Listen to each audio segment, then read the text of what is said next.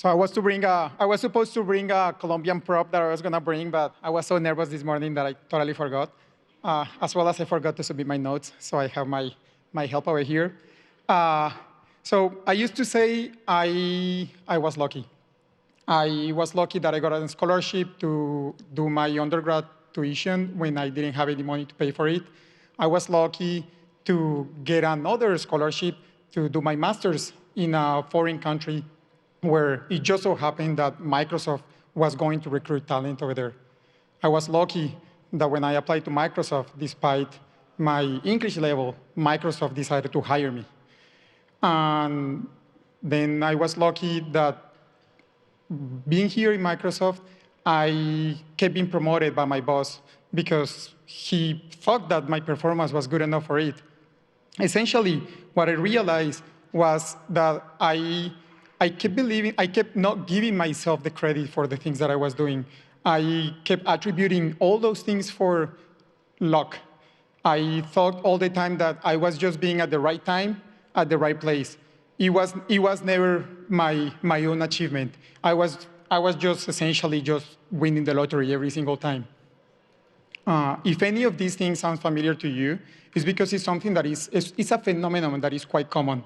It's very possible that the person sitting next to you has also felt something like that have achieved something and still believe like a fraud. And this is actually something that has happened to me plenty of times, and it has a name. Its name is Impostor Syndrome. It's also called fraud syndrome. And guess what? It is possible for anyone to suffer it, but it's also possible to overcome it, and to suffer it again, and to overcome it again. So my name is Guillermo Rueda. I'm a Latino born in Colombia, in Spanish. I never went to a bilingual school. I wasn't precisely monetarily affluent.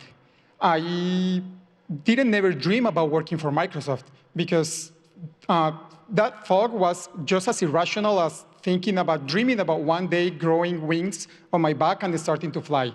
It really, that's the type of feeling that I grew up with.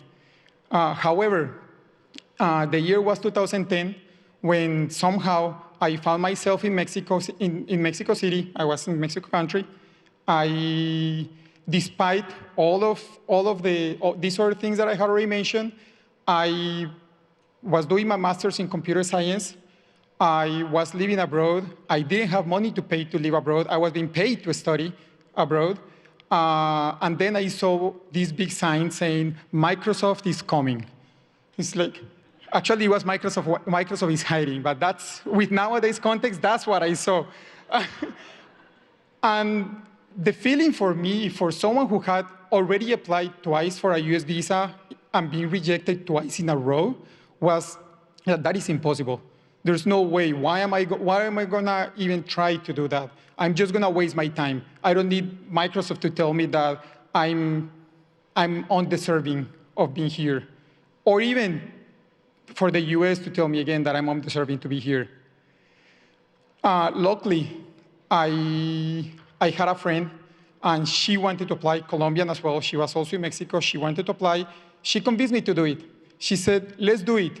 If you're not going to do it for yourself, do it for me, please. I want your company in this process. So I said, OK, whatever. I'll do it just so I can give you the company. The two of us applied. Despite having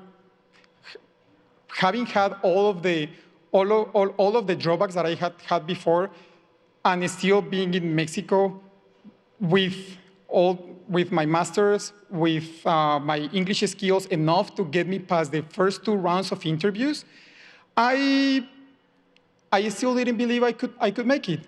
I made it to the last round, and still I felt that I was just like tricking the system. But something happened.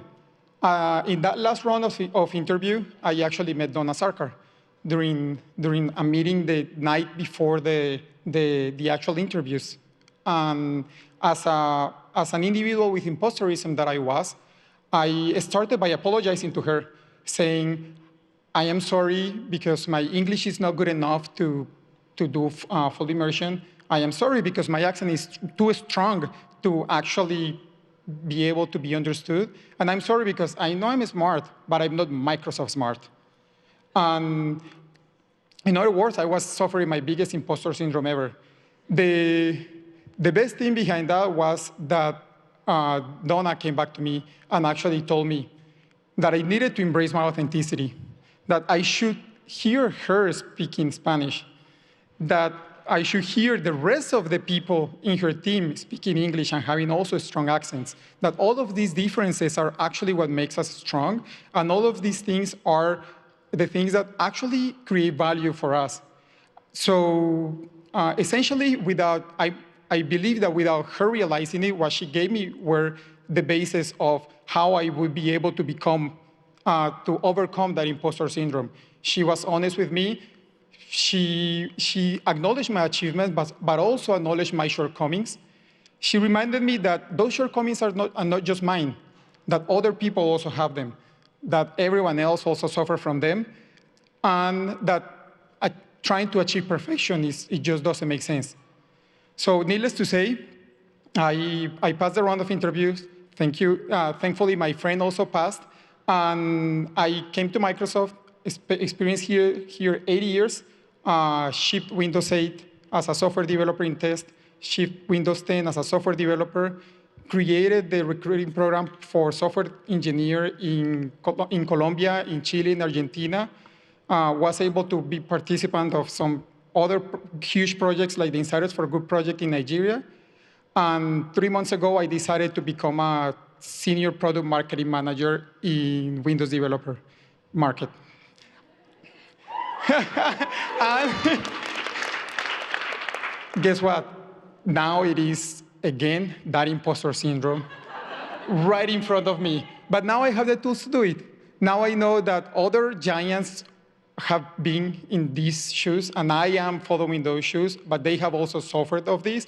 They have also overcome that. I can also overcome that. And the best thing of it all is that now I actually, every time I suffer of imposter syndrome, I remind myself that everything that I did, all the things that I achieved, all the invest that I did myself was actually because of my own efforts and not necessarily because of luck. Thank you.